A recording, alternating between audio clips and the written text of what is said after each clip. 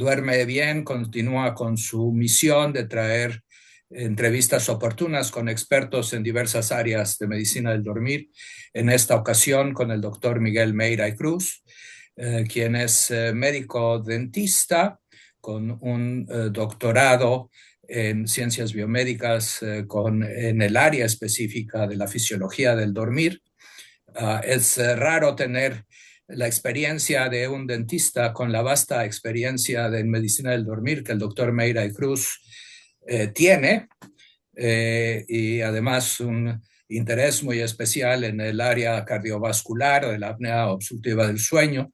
Es el jefe de la unidad de medicina del dormir del Centro Cardiovascular de la Facultad de Medicina de la Universidad de Lisboa en Portugal. Y bueno, buenos días, un gusto tenerte, Miguel. Tu preparación como dentista, como somnólogo, nos da la oportunidad de abordar este tema tan amplio y emergentemente muy importante.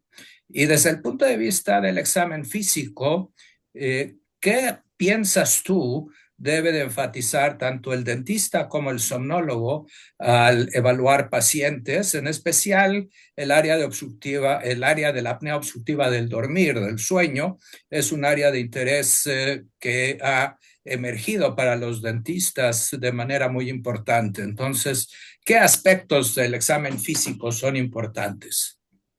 Bueno, gracias una vez más, es un gusto también debatir aquí contigo.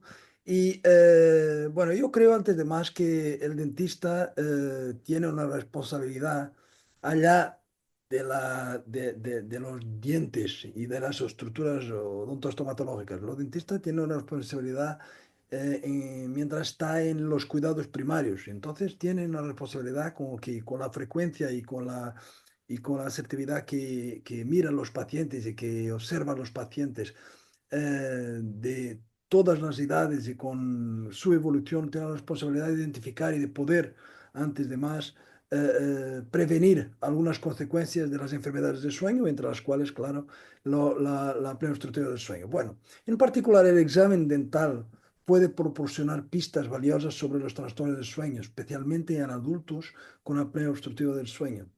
Este trastorno, que es caracterizado por colapsos repetidos de la vía aérea superior durante el sueño, a menudo tiene manifestaciones orales evidentes. Por ejemplo, la macroglosia o lengua de gran tamaño puede ser identificada a través de marcas en los bordes laterales de la lengua causadas por los dientes. Y esto sugiere que la lengua ocupa un espacio excesivo en la cavidad oral y aumenta el riesgo de obstrucción durante el sueño. Otro indicador es la retrognatia o micrognatia, que son condiciones donde la mandíbula está retraída o es de menor tamaño, limitando el espacio de las vías respiratorias posteriores. En estos pacientes, un perfil facial retrusivo o un ángulo agudo en la relación maxilomandibular puede ser evidente durante el examen clínico. Y además, el paladar alto y arqueado suele observarse en personas con antecedentes de respiración oral crónica, y este padrón anatómico está relacionado con una menor ventilación nasal, lo que puede contribuir a la aparición de la apnea obstructiva del sueño o exacerbar problemas respiratorios preexistentes y que recurren durante el sueño. Miguel, y una vez que se sospecha, porque todo esto indica una sospecha, se debe de confirmar, y si tienes el paciente en el consultorio dental, ¿cuál es el siguiente paso recomendado para derivar el diagnóstico en un paciente que no necesariamente lo ha discutido con su médico primario? ¿Es el dentista el que debe de iniciar el estudio? ¿Tú qué sugieres? Bueno, cuando un dentista, de hecho, depende de la formación del dentista, claro, es en primer lugar, porque se depende que hay algunos dentistas y dependiendo del país y de las circunstancias donde se inscribe, hay dentistas que tienen formación en medicina del sueño y tienen una formación diferenciada y además son médicos estomatólogos o médicos y por tanto la actividad dentaria es diversa en el mundo. Pero objetivamente, cuando un dentista identifica características orales que sugieren apnea obstructiva del sueño, yo creo que es crucial seguir un protocolo claro y colaborativo para confirmar el diagnóstico. Y aunque el dentista en general no diagnostica directamente la apnea obstructiva del sueño, puede desempeñar un papel clave en la tamizaje inicial.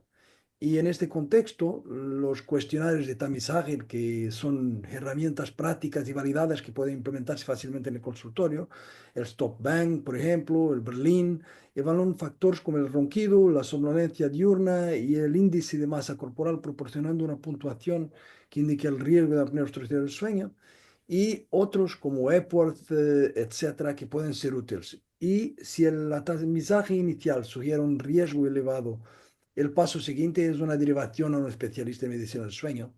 Y este profesional podrá ordenar una polisonografía, por ejemplo, que es el estándar de oro para el diagnóstico de apnea obstructiva del sueño y que mide variables como la saturación de oxígeno, los movimientos torácicos abdominales, etcétera. Y en algunos casos, los estudios de sueño domiciliarios más sencillos pueden ser una alternativa práctica.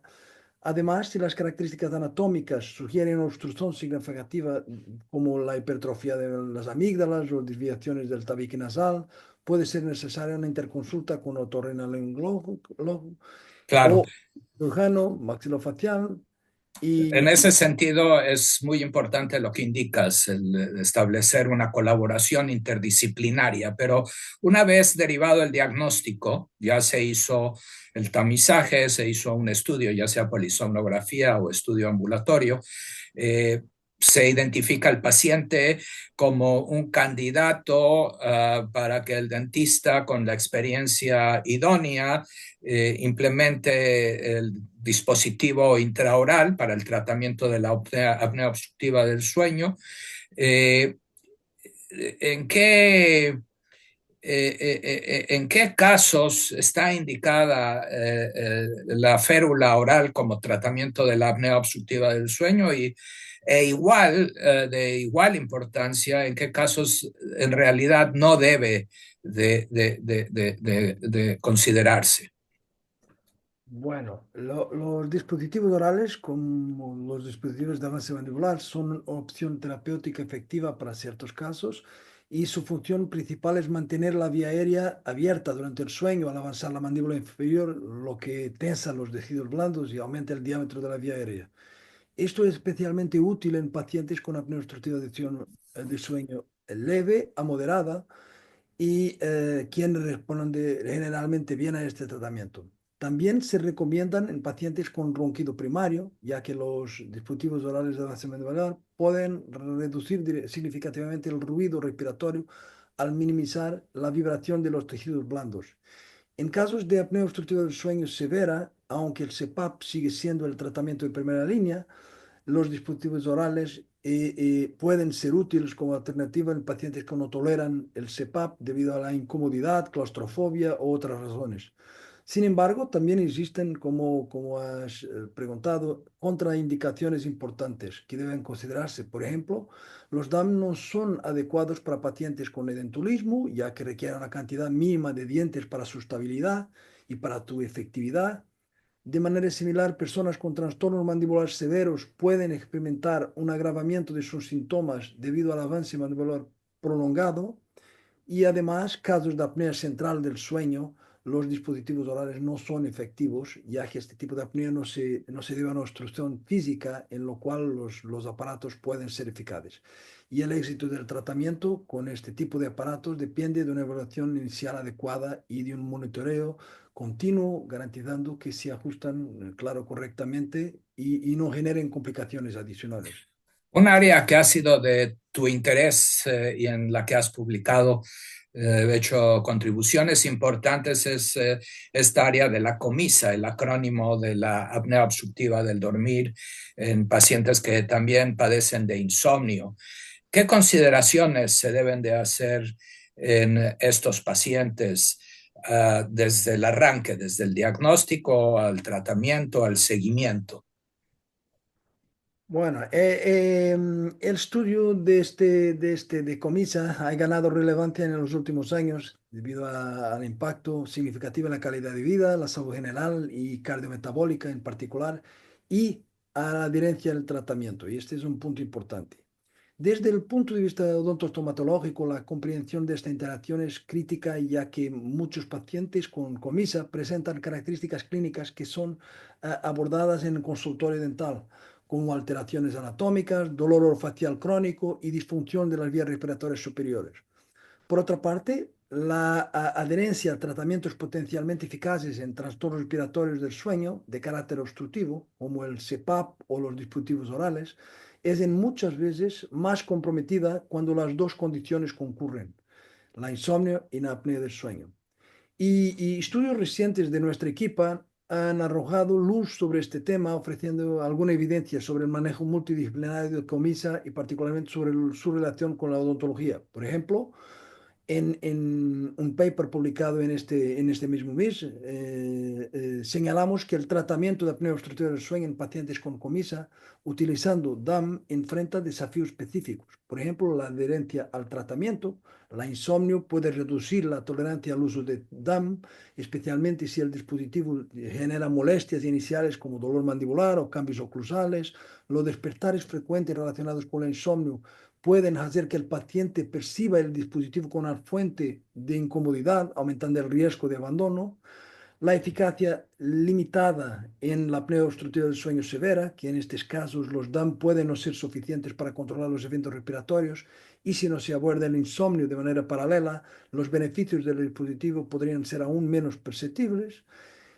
Hay otras estrategias que se pueden llevar adelante como terapia cognitivo-conductual para el insomnio en estos pacientes, que es necesario saber derivar y saber interpretar para poder saber derivar adecuadamente, y una evaluación multidimensional. Y hay otros puntos que son importantes y que, por ejemplo, hemos señalado en un estudio del final del año pasado en SLEEP, en que revisamos los datos originales de 2004 de Paola Pirelli, que han demostrado la eficacia de la expansión rápida maxilar en la apnea del sueño pediátrica.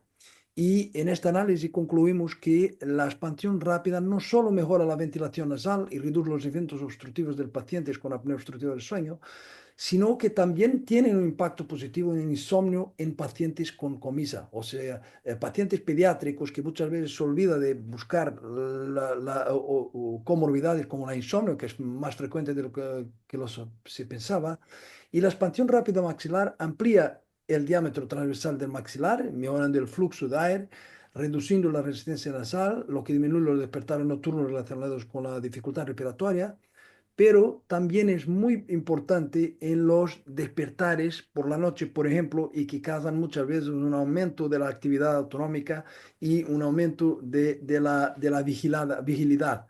Y también una otra cosa interesante que también hemos mostrado mucho recientemente fue que la relación que la comisa tiene con la dolor crónico, en particular con la dolor crónico orofacial, que es algo que impacta un grande número de pacientes y debilita mucho las poblaciones.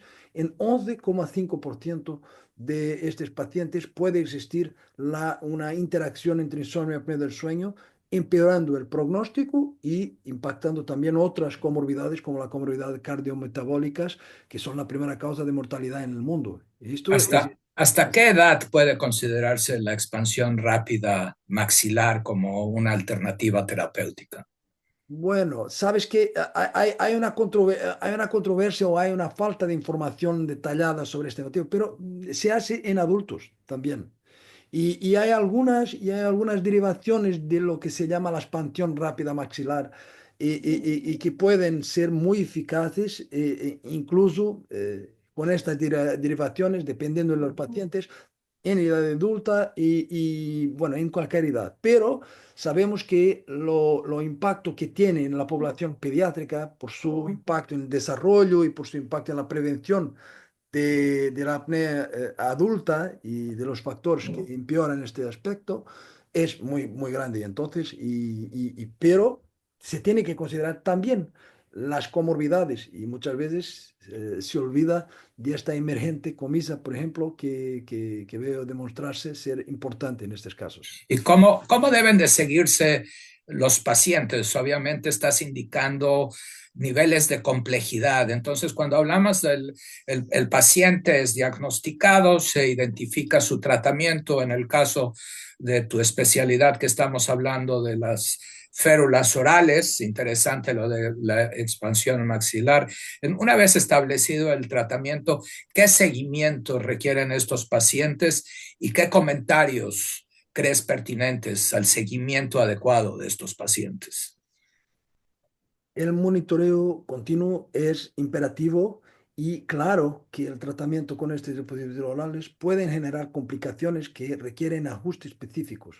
Por ejemplo, dolor mandibular o articular es una queja común al inicio del tratamiento y generalmente se resuelve ajustando gradualmente el avance mandibular. Sin embargo, si se persiste, podría ser necesario suspender temporalmente, normalmente de forma temporal, este dispositivo. Otro problema frecuente son los cambios en la oclusión dental, que pueden incluir una mordida abierta o una desalineación. Revisiones regulares, entonces, permiten identificar estos cambios, aplicar medidas correctivas como ajustes del dispositivo y ejercicios mandibulares, pero también lo monitoreo continuo exige del punto de vista odontostomatológico, del punto de vista del dentista que especialista en medicina del sueño, exige una preocupación con los parámetros respiratorios, con los parámetros del sueño en general, con las actitudes, hábitos, padrones de sueño, con las actitudes de higiene del sueño, que son todo aspectos que influencian directamente también la apnea del sueño. Mientras que muchas veces se olvidan de estos aspectos cuando el enfoque es tenido por un especialista en la apnea del sueño, se olvidan muchos aspectos que están alrededor, como por ejemplo la ritmicidad circadiana y su impacto. La disritmia circadiana impactan grandemente en la apnea obstructiva del sueño y muchas veces se olvida de los horarios regulares, de la posición horaria. Bueno, y claro, en casos de ineficacia clínica es importante evaluar si el avance mandibular es suficiente o si el dispositivo no está funcionando correctamente. Si el problema persiste, puede ser necesario cambiar a una alternativa como CPAP o cirugía y el tratamiento debe modificarse o discontinuarse si las complicaciones no pueden ser manejadas de manera efectiva o si los riesgos superan los beneficios. Y ¿Cómo, claro, cómo estableces la adherencia del paciente a a estos dispositivos orales? En el CPAP, obviamente, tenemos la habilidad de determinar una estimación de de la apnea, del índice respiratorio y el uso del paciente, que es muy eh, útil clínicamente y siempre resulta difícil establecer la adherencia porque sabemos bien que los reportes subjetivos de los pacientes son altamente inadecuados. Entonces, ¿cuál es eso tu perspectiva al respecto y por qué se ha demorado tanto tener alguna manera de ver la adherencia de pacientes con estas férulas orales? es, porque eso de hecho es un desafío importante que nosotros mantenemos en la práctica clínica con los aparatos intraorales. Es que es difícil objetivar la adherencia de estas personas. Sin embargo, hay algunas formas y se están desarrollando cada vez más diferentes marcas, diferentes modelos, están desarrollando algunas formas con sensores termogénicos, con algunos otro tipo de sensores que permiten reconocer con algunas falencias, con algunos problemas aún, nos permitan reconocer la adhesión del paciente al mejor un rango de adición que comprendemos como mínima aceptable. Entonces, bueno, pero y hay algunos cuestionarios que utilizamos para poder formalizar, no objetivar, de hecho, pero formalizar la adherencia de los pacientes. Y bueno, pero eso es aún, desafortunadamente, es aún un problema que tenemos que enfrentar y tenemos una limitación que tenemos que entender que existe.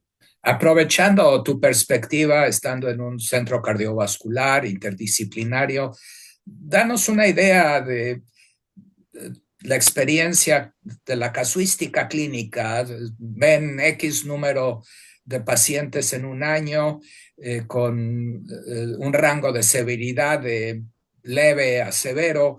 ¿Qué porcentaje de pacientes acaban en CPAP, en férulas orales, en cirugía? ¿Tienes alguna estimación al respecto sin que te tomemos la palabra a rigor, nada más para apreciar desde el punto de vista de un centro tan interdisciplinario como el que diriges? Sabes que el impacto de la especialidad en la conducción terapéutica, claro que tiene, que es importante y que tenemos que considerar. Y dependiendo de la especialidad, mientras todas en la medicina del sueño, pero depende si estás en un otorrino, si estás en un dentista, si estás en un pneumólogo, si estás... Bueno, claro que la terapéutica va a tener influencia dependiendo de eso, claro. Y mi experiencia es que se mantiene el CPAP como la primera línea siempre y siempre, mientras que las recomendaciones actuales son en el sentido de muchas veces los aparatos orales ser una alternativa, siempre que se puede, aquí también motivado por lo hecho de que los sistemas nacional de salud ofrece los CPAPs mientras que los aparatos orales son pagos y son caros, ¿sabes? Entonces, eso influencia aquí también la decisión terapéutica, pero del punto de vista médico, único exclusivamente, el CPAP, de hecho, es lo único, hasta ahora es lo único que de un día para otro está tratando el paciente. Como las gafas, tú metes las gafas, pero los aparatos intraorales no se puede hacer de un día para otro. Entonces exigen una manufactura, entonces eso constituye, de hecho, una limitación en la entrega inmediata, incluso cuando la indicación es única para los aparatos mandibulares. Nosotros tenemos, por tanto, un porcentaje mucho grande de pacientes que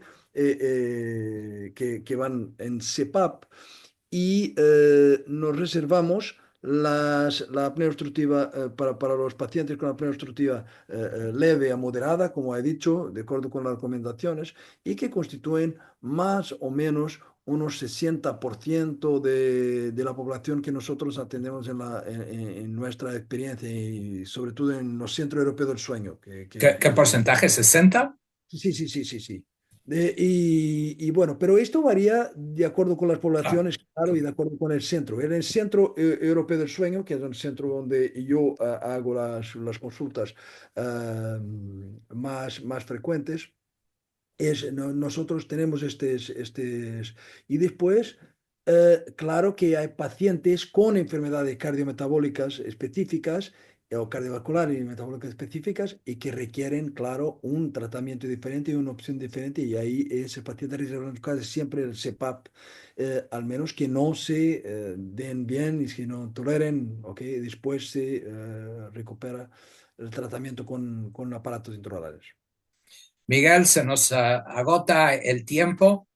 Es un placer poder platicar contigo. Esperemos coincidir en el futuro cercano y Muchísimas pues gracias. aprovechamos para desearte lo mejor para el 2025 y que sigas aportando a la literatura como lo has venido haciendo.